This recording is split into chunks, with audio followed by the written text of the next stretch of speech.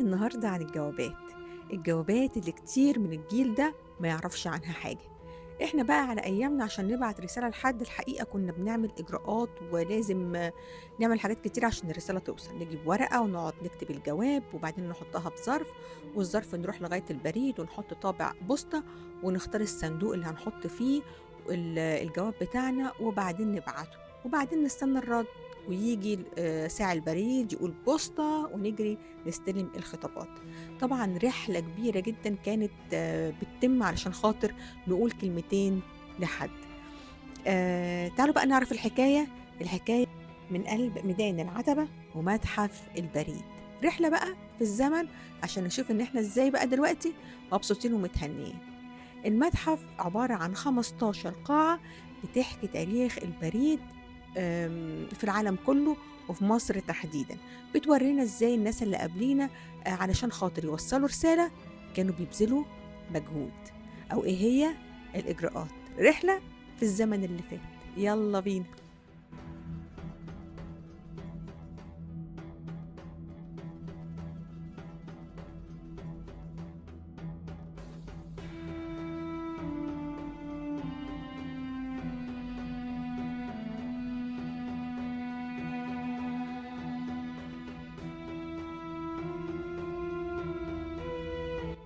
بتبتدي حكاية البريد في المتحف مع قدماء المصريين، وهم حاطين نماذج بيورونا ازاي المصري القديم كان بيبعت الخطابات. طبعا مصر من اوائل الدول اللي عرفت الكتابة وبالتالي عرفوا المراسلة، وده واضح في حاجات كتيرة جدا، منها خطابات تل العمارنة اللي مش بس كانت داخل مصر، لا كانت كمان ما بين ملوك مصر وما بين ملوك خارج حدودها.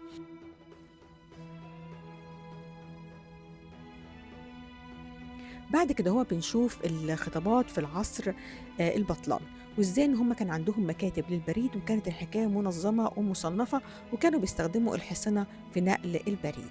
يجي بقى دور الحمام الزاجل اللي لعب دور كبير جدا في نقل الخطابات في مصر وطبعا وغيرها من العالم. وكان ليه هنا عندنا محطات، المحطات دي كانت معروفه وليها خريطه، وكان الحمام بينقل الخطابات طبعا في رجليه، وكان الخط السير بتاعه من السودان لغاية بلاد الشام وشبه الجزيرة العربية. وتقديرا للحمام بقى شعار لهيئة البريد. كمان بنشوف الوسائل اللي كان مكتوب عليها الخطابات، ما بين ورق بردي وما بين جلود وما بين العظم. في منتصف القرن 19 كان المسؤول عن منظومة البريد في مصر هي الشركة الأوروبية، وكانت مملوكة لإيطاليين موجودين في اسكندرية، كان منهم الإيطالي موتسي. وكانوا بيوصلوا خطابات نذير. مع ظهور أول طابع بريد سنة 1840 وكان بيحمل صورة الملكة فيكتوريا، طلب موتسي من الخديوي إسماعيل إن هو يحط صورته على طابع بريد مصري. وقتها الخديوي حس إن منظومة البريد دي مهمة جدا ولازم تكون للدولة المصرية، وبالفعل اشترى منظومة البريد وخلى موتسي أول مدير ليها، وده المكتب بتاع الإيطالي موتسي اللي اداله لقب البكوية بقى موتسي بيك. وطبعوا أول طابع بريد مصري كان لأبو الهول ووراه الهرم، وكان الطابع ده بسبع ألوان وسبع قيم مختلفة.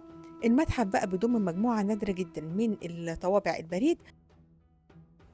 في الفترة دي ظهرت صناديق البريد، والحقيقة الناس كانت بتخاف تحط الجوابات بتاعتها جوه الصندوق، فهم قرروا إن هم يحطوا الوقت اللي بيجي فيه ساعي البريد ياخد الخطابات على الصندوق نفسه، فكانت الناس بتتلم الوقت اللي بيجي فيه ساعي البريد ويتأكدوا إن الخطابات بتاعتهم وصلت لساعي البريد بالسلامة سنة ورا سنة لغاية ما الناس اتعودت.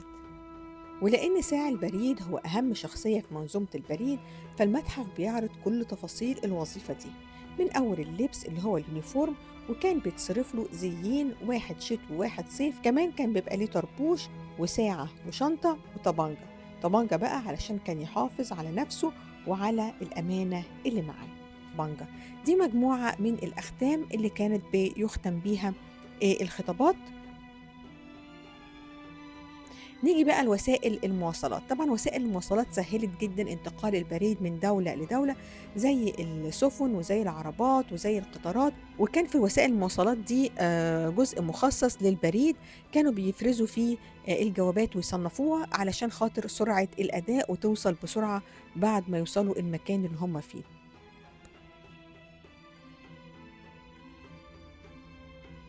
بالنسبة للأماكن الصعبة الواعرة زي ما بيقولوا عليها وخصوصًا في سينا، الجوابات كانت بتوصل إزاي؟ اخترعوا في الفترة دي التلفريك، فكانت الجوابات بتتحط في شوية وتتعلق على التلفريك وتبدأ توصل من خلاله.